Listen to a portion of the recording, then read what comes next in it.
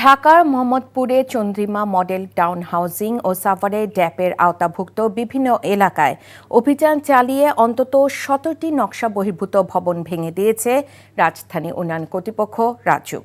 মেজবাহ হাসানের রিপোর্ট।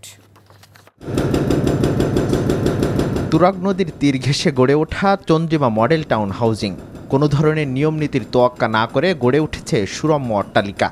এসব অবৈধ ভবনের বিরুদ্ধে একের পর এক অভিযান চালাচ্ছে রাজুক।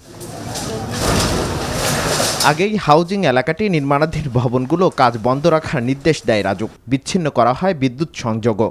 এলাকাবাসীর অভিযোগ, বিভিন্ন সময় অভিযান চালিয়ে নির্দিষ্ট এলাকায় ভবন ভেঙে চলে যায় রাজুক। ভাঙা গড়ার খেলা থেকে স্থায়ী সমাধান চান সেখানকার ভবন মালিকরা।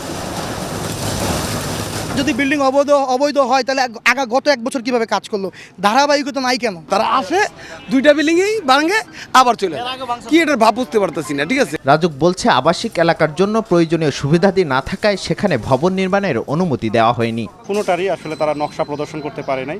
এতে আমাদের কাছে মনে হয়েছে যে এই এলাকা পুরাটাই আসলে তারা অবৈধভাবে ভবনগুলো নির্মাণ করছে এবং চন্দ্রিমা যে এই প্রকল্প তারা নিয়েছে এটারে আসলে হাউজিং থেকে আমাদের রাজুক থেকে কোনো অনুমোদন তারা নিতে পারে নাই।